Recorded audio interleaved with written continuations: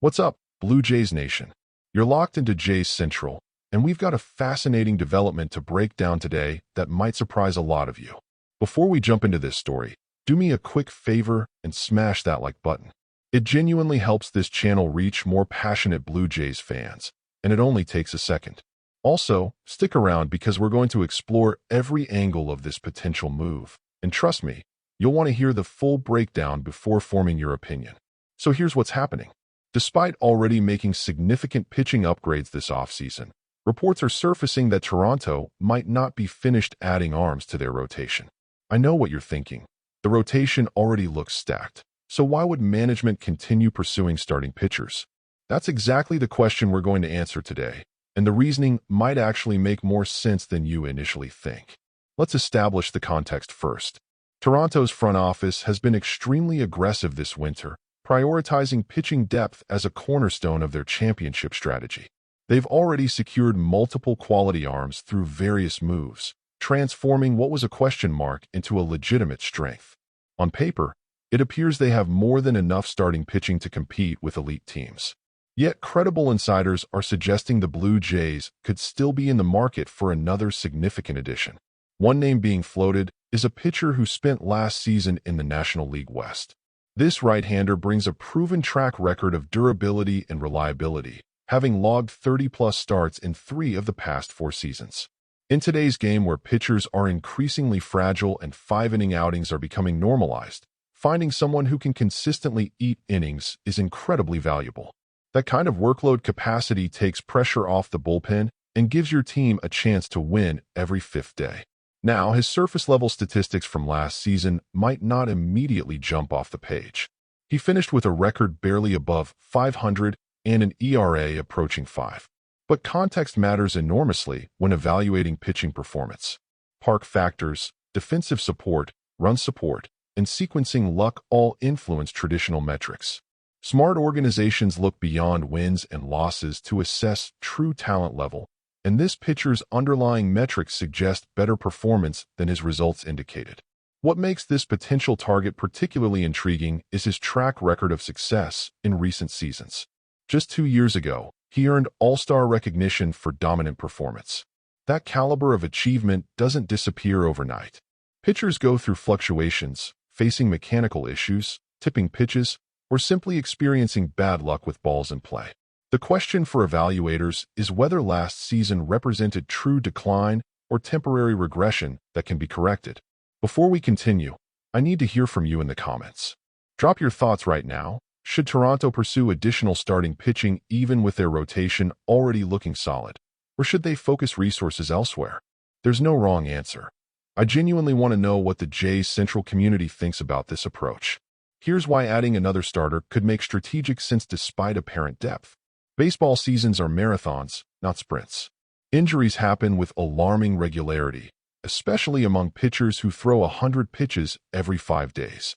Having 6 or even 7 legitimate starting options provides insurance against inevitable setbacks. Teams that win championships typically have depth that allows them to weather storms without catastrophic roster holes. Additionally, competition breeds excellence. When you have multiple quality pitchers competing for rotation spots, everyone elevates their preparation and performance. Nobody can coast knowing their spot is guaranteed. That internal competition creates a meritocracy where the best arms pitch in the biggest games. It's the kind of organizational depth that separates contenders from champions. There's also the flexibility factor to consider. With multiple quality starters, Toronto could employ creative strategies like using a 6-man rotation to keep everyone fresh. They could move arms to the bullpen for playoff roster construction. They could use pitchers on extra rest before crucial series. Having options creates tactical advantages that rigid, 5-man rotations simply don't provide. Smart managers exploit that flexibility to maximize performance over long seasons. The financial commitment would obviously be a consideration, but Toronto has demonstrated willingness to spend when opportunities align with organizational needs. They're not operating under restrictive budgets or ownership-imposed limitations. If the front office identifies a player who improves championship odds, they have the resources to make it happen. That financial flexibility is a competitive advantage that shouldn't be squandered. Let's also acknowledge the competitive landscape. Look around the American League at the rosters being assembled by championship contenders. Multiple teams have upgraded significantly, building powerhouse rotations capable of matching up with anyone. Standing still in that environment means falling behind. Toronto understands that arms race mentality and appears committed to keeping pace with elite organizations. Now let's talk about another potential option that's generating discussion: a reunion with a veteran pitcher who played for Toronto last season. This scenario represents a completely different type of acquisition than adding a player from outside the organization. Bringing back someone who's already familiar with the clubhouse, the coaching staff, and the organizational philosophy carries distinct advantages worth exploring.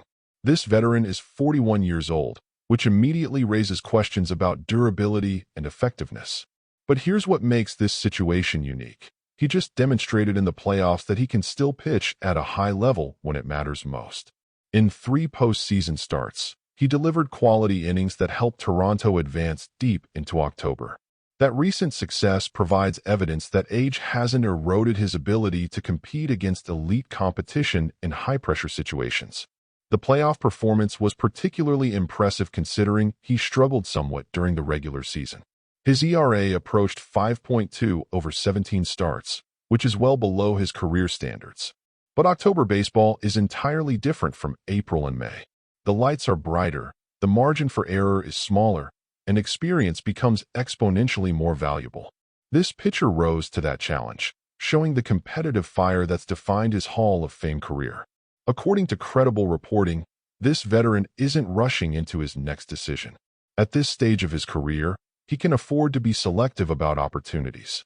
He's looking for the right fit, a team with championship aspirations, a role that matches his capabilities, and an organizational culture that aligns with his values.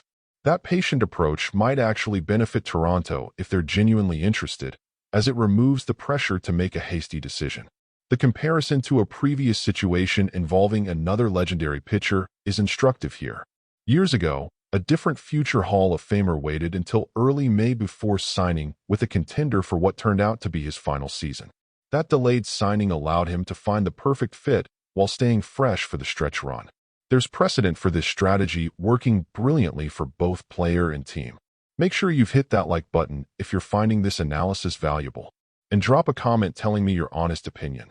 Would you want to see this veteran return to Toronto, or would you prefer the organization pursue a younger option? I'm genuinely curious where everyone stands on this question. From Toronto's perspective, a reunion carries several potential benefits. First, there's no learning curve or adjustment period. This pitcher already knows the catchers, understands the coaching philosophy, and has established relationships throughout the clubhouse. That familiarity accelerates integration and allows him to contribute immediately without the typical ramp-up period. Second, his postseason success provides valuable evidence of current capabilities. Toronto isn't projecting based on past glory or hoping age hasn't caught up. They literally watched him succeed in their uniform during October baseball just months ago. That recent data point matters more than anything he did 5 or 10 years ago. It's real-time evidence of ability to perform when stakes are highest. Third, the mentorship component cannot be overstated. Having a future Hall of Famer in the clubhouse provides immeasurable value to younger pitchers. The preparation routines, the mental approach to big games, the mechanical adjustments mid-season, these are things you learn by watching how champions operate daily.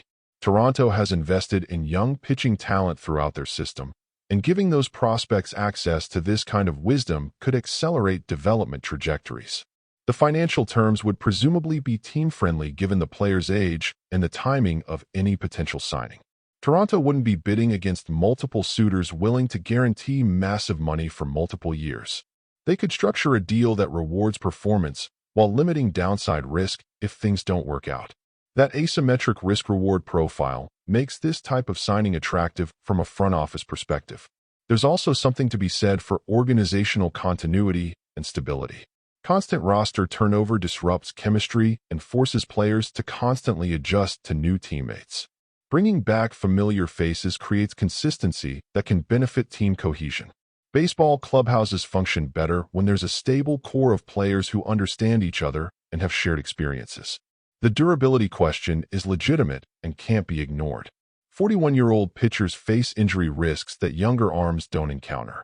Velocity decline, reduced recovery time, and accumulated wear on the arm all create vulnerability. But if Toronto structures this as depth rather than relying on him as a workhorse, those risks become manageable. Expectations matter. Asking for 15 quality starts is different than demanding 32. Another factor worth considering is competitive fire and motivation. This pitcher has won multiple championships, earned every individual accolade, and secured his Hall of Fame legacy. Yet he's still grinding, still competing, still looking for opportunities to contribute. That mentality doesn't diminish with age. If anything, knowing time is limited intensifies the drive to succeed. That attitude is contagious in clubhouses and raises competitive standards for everyone. Let's step back and examine Toronto's overall rotation situation, because understanding the current depth chart clarifies why additional moves might or might not make sense. The Blue Jays have assembled an impressive collection of starting pitchers through various transactions this offseason, creating what looks on paper like one of the deeper rotations in baseball. But depth on a spreadsheet doesn't always translate to results on the field. The headliner of Toronto's offseason acquisitions brings frontline talent to the top of the rotation. This addition immediately elevates the entire pitching staff, providing a legitimate ace who can match up against anyone in baseball. Having that caliber arm leading your rotation changes everything about how you construct game plans and manage resources throughout the season. It's a transformative acquisition that shifts championship odds.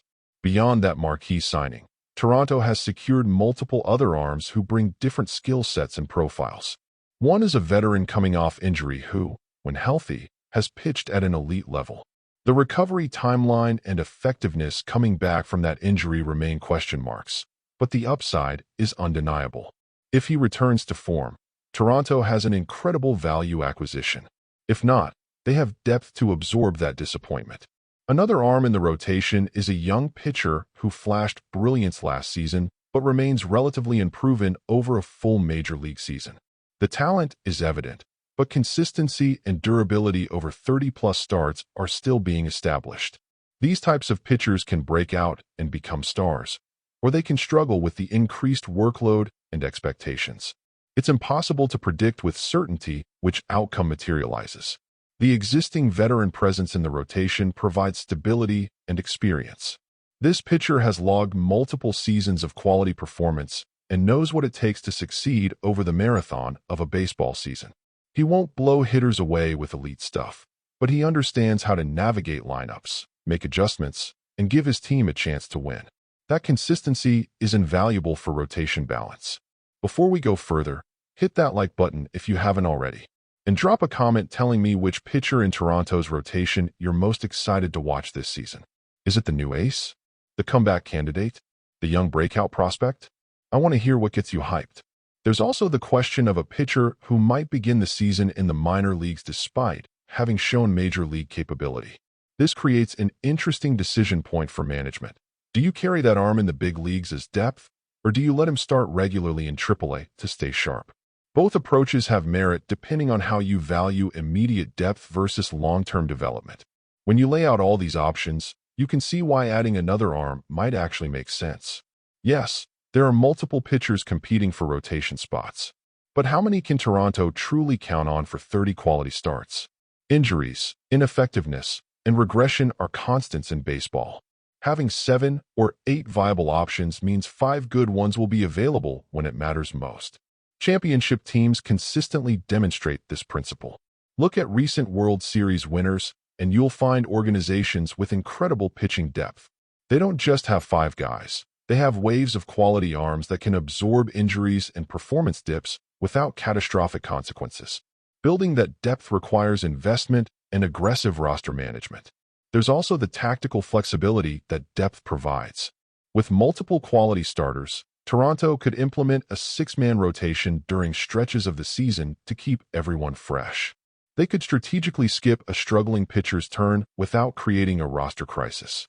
They could have legitimate options for playoff roster construction rather than desperately hoping everyone stays healthy. The counterargument is that resources invested in additional starting pitching might be better allocated elsewhere. Perhaps the offense needs reinforcement, or the bullpen requires additional depth, or defensive upgrades would provide more marginal value. These are legitimate questions that front offices debate constantly when making roster decisions. My perspective is that pitching depth is never a bad problem to have. You can always trade from surplus to address other needs. You can move arms to the bullpen if necessary. What you can't do is manufacture quality pitching when injuries strike and your depth is inadequate. Better to have too many options than too few when championships are on the line. The upcoming season will reveal whether Toronto's approach was correct. If the rotation stays healthy and performs to expectations, adding another arm might seem like overkill in retrospect. But if injuries hit or performance lags, that additional depth could be the difference between competing for championships and watching from home in October. One final thought before we wrap up. Championship windows don't stay open forever. Toronto has assembled a talented roster with pieces in their prime years. The time to go all in is now, not 3 years from now when that window might be closing.